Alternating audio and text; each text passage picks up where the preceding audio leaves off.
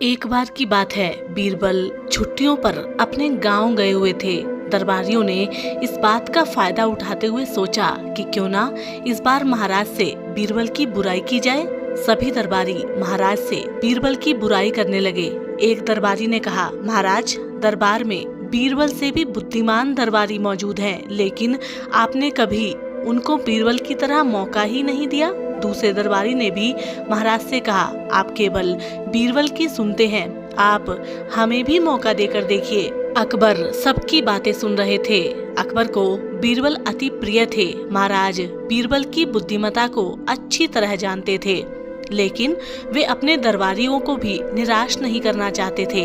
इसलिए इसका उन्होंने एक उपाय निकाला। उन्होंने सभी दरबारियों से कहा, मैंने आप सभी की बातें ध्यान से सुनी। आप सबका यह कहना है कि बीरबल से भी बुद्धिमान दरबारी इस दरबार में मौजूद हैं, तो मैं आप सबको मौका देता हूँ। मैं आप सभी से एक सवाल का जवाब चाहता हूँ। अगर आपने इस सवाल का सही जवाब दिया तो मैं समझ जाऊंगा कि आप सभी बीरबल की तरह बुद्धिमान हैं। लेकिन इस बात का ध्यान रहे, अगर सवाल का गलत जवाब दिया तो आप सभी को फांसी दी जाएगी।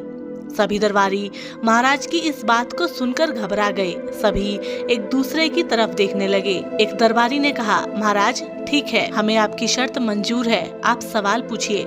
महाराज ने कहा, तो मेरा सवाल यह है कि दुनिया की सबसे बड़ी चीज क्या है? महाराज का यह सवाल सुनकर सभी दरबारी एक दूसरे की ओर देखने लगे। महाराज ने सभी को टोकते हुए कहा, सवाल का जवाब एकदम सही होना चाहिए। अकबर ने सभी को एक हफ्ते का समय दिया। दरबार खत्म होने के बाद सभी दरबारी और मंत्री सवाल का जवाब ढूंढने के लिए एक दूसरे से विचार विमर्श करने लगे। एक दरबारी ने कहा, संसार की सबसे बड़ी चीज आती है हाथी, क्योंकि हाथी से बड़ा पृथ्वी पर कोई जानवर नहीं। दूसरे दरबारी ने उसे टोकते हुए कहा, नहीं, हाथी सबसे बड़ी चीज नहीं है, हाथी से भी बड़े बड़े जानवर इस दुनिया में मौजूद हैं। तीसरे दरबारी ने कहा, दुनिया की सबसे बड़ी चीज है भूख। किसी ने कहा, भगवान सबके धर्म के अनुसार अलग अलग होते हैं, भगवान इसका उत्तर नहीं हो सकता। भूख को भी सहन किया जा सकता है, इसलिए भगवान और भूख भी इसका जवाब नहीं।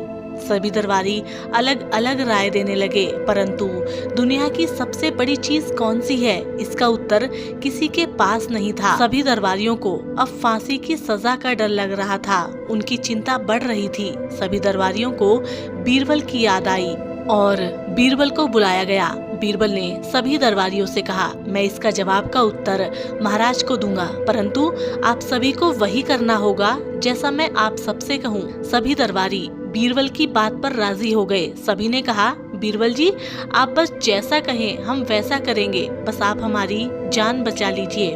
बीरबल ने दरबारियों से एक पालकी का इंतजाम करने को कहा। दरबारी बीरबल के लिए पालकी लाए। बीरबल स्वयं पालकी में बैठ गए। अब बीरबल ने 4 दरबारियों को पालकी उठाकर दरबार में ले जाने को कहा। अन्य दरबारियों में से एक को उनके जूते उठाने को कहा, एक को उनके ऊपर फूल डालने को और उनका जयकारा लगाने को। अब बीरबल बड़े ही मजे से पालकी में आराम करते हुए सभी दरबारियों के साथ दरबार में पहुँचे। राजा अकबर इस दृश्य को देखकर बहुत हैरान हुए। इससे पहले कि महाराज बीरबल से कुछ पूछते, बीरबल खुद ही राजा से बोले, महाराज, मैं इन दरबारियों की तरफ से आपके सवाल का जवाब देने आया हूँ। महाराज, दुनिया की सबसे बड़ी चीज होती है गरज। अपनी गरज के कारण ही ये सब मेरी पालकी को उठाकर मेरे जयकारे लगाते हुए, फूलों की वर्षा करते हुए मुझे यहाँ तक लाए हैं। यह सुनकर महाराज मुस्कुराए बिना नहीं रह सके और सभी मंत्रीगण शर्म के मारे शीश झुकाए खड़े रहे।